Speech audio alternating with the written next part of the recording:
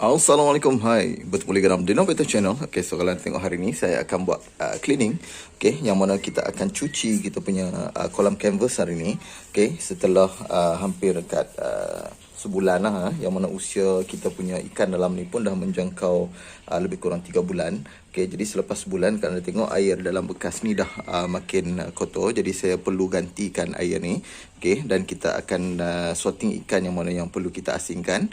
Okay, yang lain kita akan maintain dalam bekas ni selepas kita cuci, sebab kita nak pastikan yang ruangan ikan ni sentiasa bersih, sebab mungkin ada setengah ikan yang mungkin dah terjejas, okay, yang mana dah mungkin mengalami masalah sakit seperti patah pinggang dan sebagainya. Mungkin kita akan buat treatment nanti. Okay, jadi untuk hari ini saya akan tunjukkan kepada anda bagaimana kita nak lakukan proses untuk kita cuci kolam canvas kita ni. Jom kita tengok.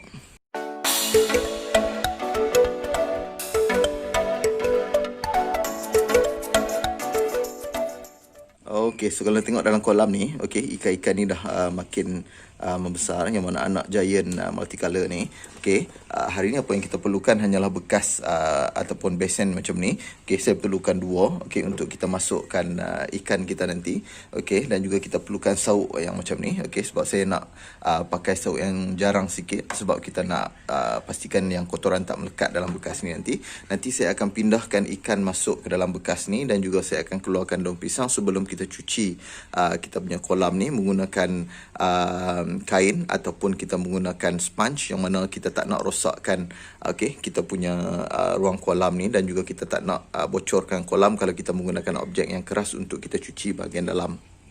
Okey, so untuk besen ni saya ada isi air, yang mana bekas ni kalau anda tengok kolam jenis yang berbumbung ni, okey, kita boleh cabut sebenarnya, kita boleh cabut bahagian bumbung ni, okey, dan kita boleh dismantle dan kita boleh cuci kolam kita tanpa ada gangguan daripada bumbung ni. Tapi untuk anda yang dah masukkan gam ke bahagian sini, mungkin anda akan tak boleh buka lah bahagian ni. Tapi macam saya yang saya tunjukkan kepada anda dalam video yang saya sebelum ni, okey, saya tak hasilkan kolam ni menggunakan gam, tetapi sebaliknya kita hanya menggunakan tip, dan juga kita hanya masukkan direct macam ni, sebab kita nak pindahkan kolam dan juga kita nak lakukan proses untuk cleaning ni lebih mudah lah. Okey, so sekarang ni saya akan buka bahagian bumbung ni. Kalau anda tengok memang senang saja untuk kita buka. Okey, saya akan buka bahagian sini. Okey, kita akan letak di tepi lah. Okey. Okey, so sekarang ni saya akan mula sauk ikan yang dalam bekas ni. Okey, kalau anda tengok. Okey, kita akan sauk yang bahagian atas dulu, sebab nanti kita akan buang daun pisang, baru kita akan ambil yang selebihnya lah. Okey.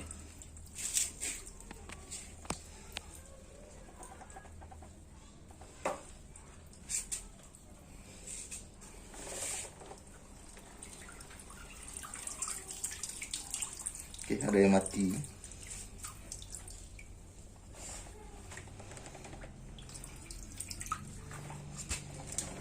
Mati ni biasa sebab mungkin dah terlalu lama ataupun terlalu banyak dalam bekas macam ni.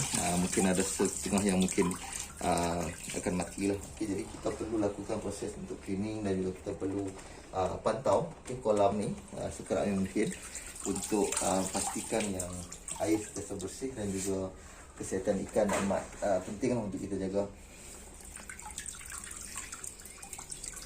Okay, sekarang saya dah keluarkan semua pokok dan juga daun pisang.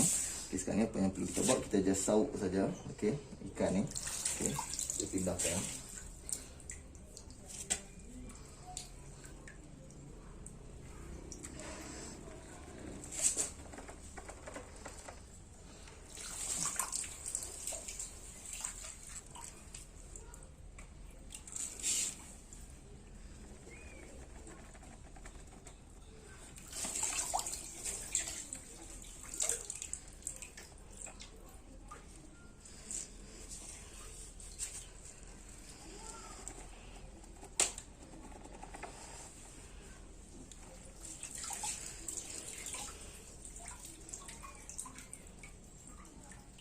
Okey, so sekarang ni kita dah habis sauk ikan dalam kolam ni, dan anda tengok sebelah sini. Okey, ikan kita yang kita dah masukkan dalam tangki ni. Okey, kalau anda tengok warna ikan dah mula pecah. Okey, dah mula mutate, keluar warna. Okey, yang mana anda tengok sekarang ni warna ikan.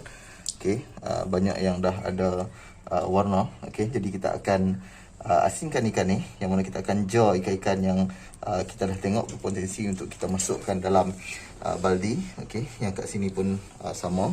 Okey, jadi ikan ni banyak, cuma kita perlu masukkan dalam bekas yang individual tank, ataupun kita nak jarkan ikan kita ni, okey, supaya pembesaran akan lebih baik dalam individual tank. Okey, nanti kita akan asingkan dulu yang mana yang kita nak jar dan mana yang kita nak masukkan semula dalam kita punya bekas ni, yang mana air ni nanti saya akan gunakan untuk siram pokok, dan juga kita akan cuci dan kita akan flushing keluarlah air dalam kolam kita punya kolam canvas ni. Okey, so sekarang ni saya akan gunakan pipe ni. Okey, saya dah isikan air dalam ni, yang mana kita akan keluarkan air ni dulu, okey, daripada bekas. Okey, kita biarkan air ni keluar daripada kita punya kolam. Sambil tu kita gunakan, okey, led macam ni, okey, untuk kita cuci kita punya dasar kolam dan juga dinding kolam kita lah. Okey, sebab kita nak pastikan yang kebersihan kolam ni, okey, sentiasa terjaga, okey, daripada sebarang bakteria dan juga kulat, okey, yang terdapat dalam air ni. Ni kita dah tengok ni, okey, sebab amonia nitrat sangat tinggi dalam kita punya kolam kalau dah terlalu banyak ikan. Jadi kita perlu kerap cuci, okey, untuk proses mutasi ikan akan jadi lebih baik, dan juga pembesaran ikan akan jadi lebih cepat lah, okey. Kalau anda biarkan dalam air yang kotor macam ni, mungkin ikan akan lambat membesar dan juga proses mutasi ikan akan terbentuk. Okey, selain daripada selepas kita cuci ni, selain kita gunakan pipe untuk kita drainkan air ni, okey, air ikan ni juga memang kita boleh gunakan. Kalau tengok, kita boleh guna untuk siram pokok-pokok yang ada di kawasan sekeliling lah, okey. Jangan bazakan air ni, okey, sebab kita boleh gunakan untuk kita siram pokok-pokok ataupun pokok bunga. Okey, memang sangat baik lah, okey, sebab tai ikan ni mungkin boleh jadi baja kepada pokok kita, sebab yang saya gunakan memang setengah pokok memang okey, membesar dengan sangat baik menggunakan air ikan ni. Okey, sementara kita tunggu kita punya air dalam bekas ni kering, okey, apa yang kita nak buat sekarang ni adalah kita nak sorting, okey, ikan yang kita nak asingkan dalam bekas ni, iaitu ikan yang dah berpotensi untuk kita groom. Okey, kita akan masukkan dalam bekas ni, okey. Yang dalam ni kita akan masukkan ikan yang mungkin mengalami masalah seperti patah pinggang, ataupun ikan yang mempunyai masalah seperti pop eye dan sebagainya. Kita akan masukkan dalam bekas ni. Okey, sebagai contoh, ikan yang kita akan masuk ke sini, okey, yang ni, yang mungkin ada sedikit penyakit, tapi yang kita nak groomkan, okey, seperti ni, okey, kita akan masukkan ke dalam bekas yang sebelah kanan. Okey, ini adalah contoh ikan yang kita nak groom. Kita akan masukkan ke sini. Okey, jadi saya akan asingkan ikan ni mengikut jumlah yang kita nak groom, dan yang sakit kita akan pindahkan semua masuk ke sini. Okey, contohnya lagi ikan yang dalam ni mungkin, okey, seperti ini, okey, terdapat masalah pop eye, okey. Jadi saya akan masukkan ke sini untuk kita buat treatment berasingan, dan kita tak nak campur sekali dengan ikan yang akan kita masukkan balik ke dalam kolam. Okey, so sekarang ni ini adalah ikan yang perlu kita kuarantin, yang mana ada ikan yang mengalami masalah patah pinggang dan juga pop eye. Okey, masalah pop eye ni selalunya terjadi apabila air dalam kolam kita ataupun dalam SU tank kita terlalu kotor. Okey, jadi ikan akan mudah terjejas, yang mana mata ikan ni akan menjadi bengkak. Okey, dan kita perlu buat treatment lah. Okey, treatmentnya mudah juga. Kita akan gunakan air garam. Okey, kita tak boleh tinggikan air ni, dan kita akan gunakan pati ketapang, okey, untuk kita masukkan dalam bekas ni. Okey, yang ni ikan yang saya dah pilih untuk saya groom nanti. Kita akan masukkan dalam individual tank, yang mana kita akan masukkan dalam baldi. Yang ini kita akan asingkan, kita akan masukkan dalam dua kolam yang berbeza untuk memberi lebih ruang dan juga memberi makan yang lebih cukup untuk ikan ni. Okey, sebab ikan akan lebih cepat membesar untuk masuk ke usia 3 bulan setengah. Okey, so kalau tengok kolam kita sekarang ni dah bersih. Okey, saya dah cuci kolam ni. Okey, ini kolam kedua yang saya letakkan di sini. Okey, yang ni kita akan letakkan bumbung semula bila kita masukkan air. Okey, nama apa yang saya nak kongsikan sekarang ni adalah, okey, saya masih mengekalkan penggunaan daun pisang. Ini daun pisang kering yang baru yang saya ambil daripada pokok. Okey, yang mana saya buang batang tengah. Okey, dan juga kita basuh dulu sebab kita nak hilangkan putih-putih yang ada pada bawah daun ni, sebab mungkin dapat mengurangkan sikit kotoran pada daun, dan juga akan menghilangkan kalau ada kulat ataupun sebagainya pada daun ni. Dan juga kalau anda tengok di daun ketapang ni juga, saya dah potong tulang tengah. Okey, sebab kita nak masukkan daun ketapang untuk kali ni, sebab kita nak pastikan yang kita nak groom ikan ni okey serentak dalam kita punya kolam. Okey, yang mana saya buang juga tulang tengah, sebab daun ketapang ni kalau anda tak buang tulang tengah, dia akan jadi sedikit berminyak dan juga mungkin akan bergetah jugalah dalam air kita. Okey, selain itu saya gunakan juga pokok Hydrilla. Okey, yang di sini saya akan masukkan garam biru dan juga kita akan masukkan hypocrystal. Okey, dalam satu tangki ni, okey, ataupun dalam canvas ni, okey, saya akan masukkan lebih kurang 3 biji, okey, ke 4 biji kita punya hypocrystal ni. Okey, saya akan masukkan 1, 2, okey, 3, dan kita akan masukkan 4 biji, okey, hypocrystal dalam setiap tangki ataupun tong canvas kita ni. Okey, dalam ni pun kita akan masukkan 2, okey, kita akan masukkan, okey, 4 biji. Okey, kita masukkan 4 biji ke dalam satu bekas dan kita masukkan lebih kurang 3 sudu, okey, 3 sudu garam biru ke dalam kita punya kolam ni nanti.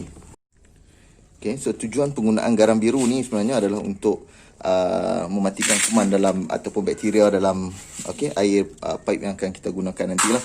Okey, atau sebaliknya kalau anda gunakan hypocrystal ni adalah untuk menghilangkan kita punya klorin dalam air, okey, kandungan klorin dalam air, dan menetralkan kita punya air kita lah. Okey, so untuk daun ketapang dan juga daun pisang adalah untuk menetralkan pH air dalam kita punya kolam nanti. Okey, sekarang ni saya dah masukkan 4 biji hypocrystal dan juga 3 sudu garam biru.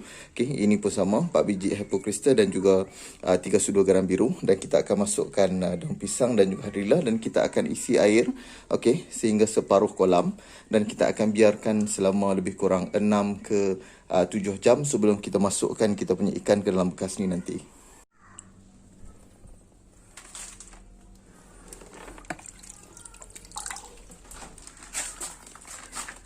Okey, so sekarang ni saya akan mula isi air masuk ke dalam kolam kita lah. Okey, so sekarang ni saya dah mula masukkan air. Kita akan isi sampai separuh kolam, dan juga kolam kedua. Okey, kita akan isi sampai separuh kolam juga. Kemudian kita akan biarkan air ni dulu. Okey, sebab kita dah masukkan hypocrystal dan garam biru. Kita akan biar air ni diperam selama 6 jam ke 7 jam, dan baru kita akan masukkan kita punya ikan lagu ni ke dalam bekas ni. Okey, bagi anda yang mungkin nak biarkan air ni lebih lama, lebih baik lah, okey, dalam kita punya kolam. A few moments later. Okey, so sekarang ni saya dah prepare kita punya baldi. Okey, dalam ni saya akan keluarkan nanti kita punya ikan yang kita dah sorting tadi, masuk ke dalam baldi. Okey, air ni saya dah peram lebih kurang dalam 6 ke 7 jam, yang mana sekarang ni baru lepas hujan, yang mana tadi saya dah pindahkan. Okey, ikan kita ni masuk ke dalam bekas ni, okey, dalam kolam canvas ni. Sekejap lagi kita akan tuangkan air ni, kita akan masukkan ikan saja. Okey, yang ni pun sama. Kalau tengok sekejap lagi kita akan pindahkan ikan dalam ni masuk ke ruangan yang lebih besar ni lah. Okey, so sekarang ni saya akan tapis dulu ikan ni. Okey, kita akan tuang macam ni. Sebab air dalam bekas besar ni memang kotor sikit lah. Okey, jadi kita akan buang dan kita akan masukkan ikan saja. Okey.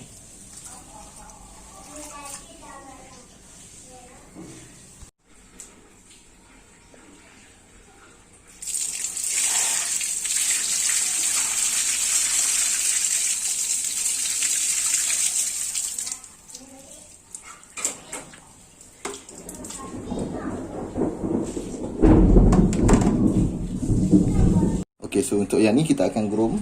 Okey, kita akan masukkan ke dalam bekas ni. Okey, yang mana saya akan pindahkan ke dalam baldi. Okey, kita tengok sekarang ni, yang ni pun saya dah prepare tadi. Okey, sama-sama dengan kita punya kolam. Okey, jadi kita pindahkan masuk saja. 1 ekor untuk 1 baldi.